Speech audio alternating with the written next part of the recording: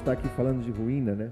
E eu lembro de uma fala muito bonita que o Carlito fez para Flip no ano passado, em homenagem ao Drummond. E nessa fala ele disse que a poesia, de alguma maneira, é uma aprendizagem da queda, né?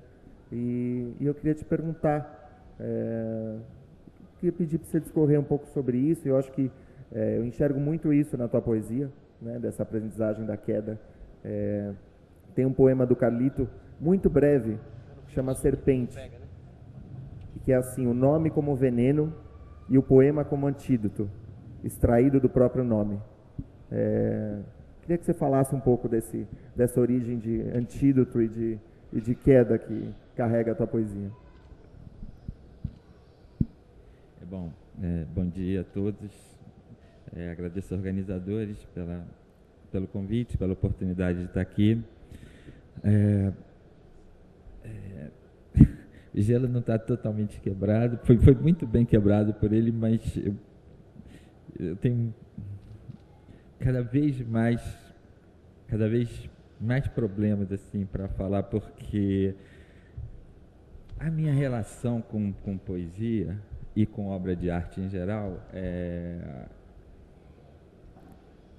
foi se modificando ao longo do tempo, e hoje, com certeza, uma das certezas que eu tenho é que o meu contato com um poema, ou um quadro, ou uma escultura, ou um filme, ou o meu contato com alguma obra-prima, nunca é alguma espécie de valor, joia ou preciosidade que eu vá acrescentar ao meu patrimônio espiritual, intelectual particular. Não é alguma joia que eu vá colocar no meu cofre de saber, algo que se acrescenta ao que eu vivo e ao que eu sei. Pelo contrário, o meu contato com escultura de Giacometti, música de Stravinsky, poema de Tasso, Michelin, Heitor, Chacal, todo esse contato com obras-primas sempre representa para mim, e cada vez mais, uma perda, algo que me é roubado, algo que eu estou, em vez de acrescentar algo a mim, me tira um pouco de estabilidade, me tira um pouco de lucidez, me tira um pouco de fé, vai me deixando cada vez mais desnudado, isolado e em estado de emergência, que é um estado que eu acabei descobrindo que não é tão ruim assim de se viver, não é, e a partir do qual dá para se escrever sempre alguma coisinha. E aí, para ajudar a quebrar o gelo, eu também vou fazer que nem um Tasso, vou ler um poema. Só que ele é muito esperto, ele trouxe um poema de Drummond, eu não trouxe poema de... Queria ter trazido, queria ter pensado... Porque poema sempre ajuda a quebrar o gelo, então eu vou fazer vou ler um poema porque sempre ajuda, e aí depois eu retomo, é só para ver se a voz melhora e o nervosismo acalma. Eu acho que esse poema diz um pouco também desse desequilíbrio, dessa obsessão e desse desmazelo que é a região a partir da qual eu ando escrevendo poesia.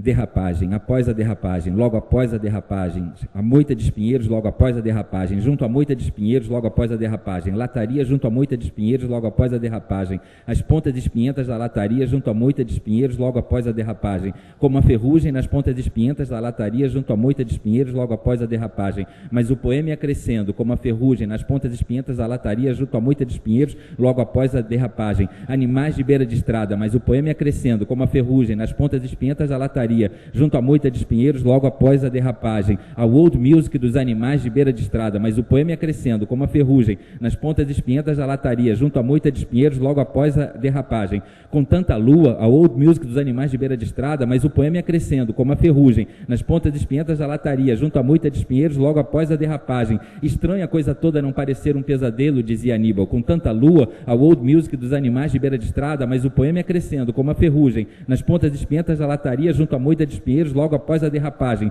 Os rostos de cá e da jovem Índia, estranha coisa toda não parecer um pesadelo, dizia Aníbal. Com tanta lua, a old music dos animais de beira de estrada, mas o poema ia crescendo, como a ferrugem, nas pontas espinhentas da lataria, junto à moita de espinheiros, logo após a derrapagem, de onde emergiam iluminados, sépia, os rostos de cá e da jovem Índia. Estranha coisa toda não parecer um pesadelo, dizia Aníbal. Com tanta lua, a old music dos animais de beira de estrada, mas o poema ia crescendo, como a ferrugem, nas pontas espinhentas da lataria, junto à moita de espinheiros, logo após a derrapagem, a nuvem de conhaque e marihuana, de onde emergiam iluminados, sépia, os rostos de cá e da jovem Índia. Estranha coisa toda não parecer um pesadelo, dizia Aníbal. Com tanta lua, a old music dos animais de beira de estrada, mas o poema ia crescendo, como a ferrugem, nas pontas espinhentas da lataria, junto à moita de espinheiros, logo após a derrapagem, e no banco de trás a nuvem de conhaque e marihuana, de onde emergiam iluminados, sépia, os rostos de cá e da jovem Índia. Estranha coisa toda não parecer um pesadelo, dizia Aníbal. Com tanta lua, a old music dos animais de beira de estrada, mas o poema ia crescendo, como a ferrugem, nas pontas espinhentas da lataria, junto à moita de espinheiros,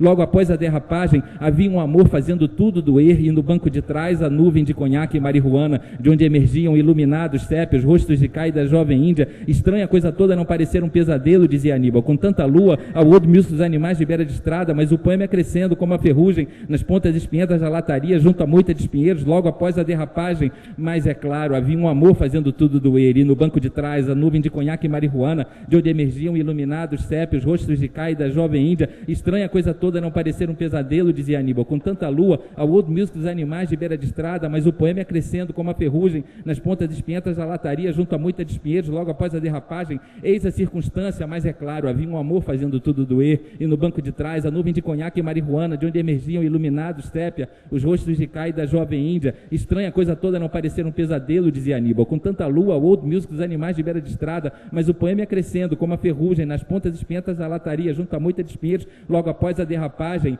O carro avariado junto à moita de espinheiros, logo após a derrapagem. Eis a circunstância, mas é claro, havia um amor fazendo tudo doer, e no banco de trás a nuvem de conhaque e marihuana, de onde emergiam iluminados, sépia, os rostos de cá e da jovem Índia. Estranha coisa toda não parecer um pesadelo, dizia Aníbal. Com tanta lua, a old music dos animais de beira de estrada, mas o poema ia crescendo, como a ferrugem, nas pontas espinhentas da lataria, junto à moita de espinheiros, logo após a derrapagem. Aí,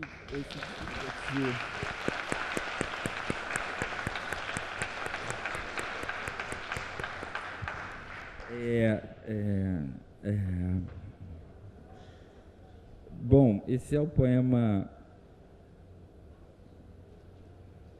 Com esse poema eu continuo nervoso, não passou. Mas é isso, né? É esse incômodo.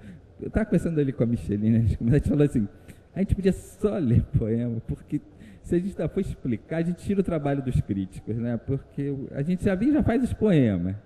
Aí se a gente começa a falar, os críticos vão querer depois falar, puxa, você tirar o trabalho nosso. A gente faz os poemas e eles explicam, né? O que a gente pode contar é um pouco o nosso desejo, mais do que a nossa explicação do que faz. Porque a explicação que a gente faz é só mais uma entre outras. O nosso desejo, e o meu desejo hoje, mais sincero, é que o discurso poético volte a ter uma certa potência entre os discursos da sociedade. Porque existe o discurso político, existe o discurso psicanalítico, existe o discurso jornalístico, vários discursos se movimentam na sociedade e o discurso poético,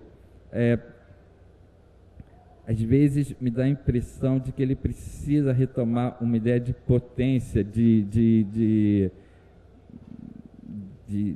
força dentro dos outros discursos, porque o que ele tem a dizer não é apenas uma forma ornamental e interessante do que os outros discursos já estão dizendo. É uma outra coisa.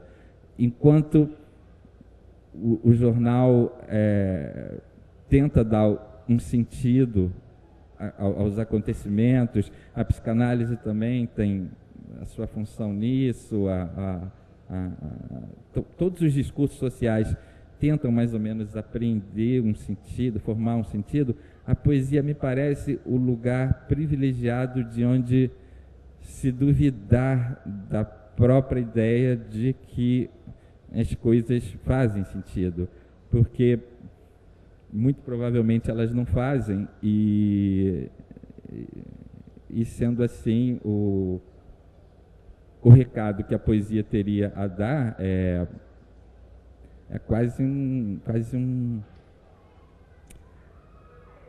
quase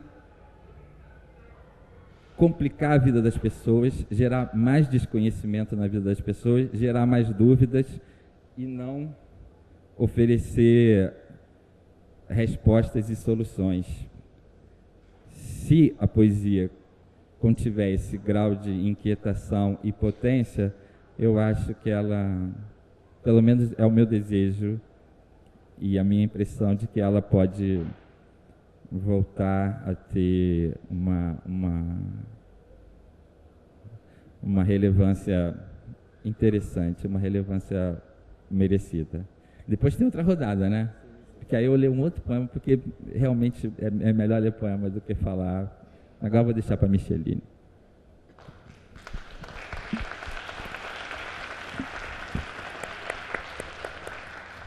A poesia constrange, né?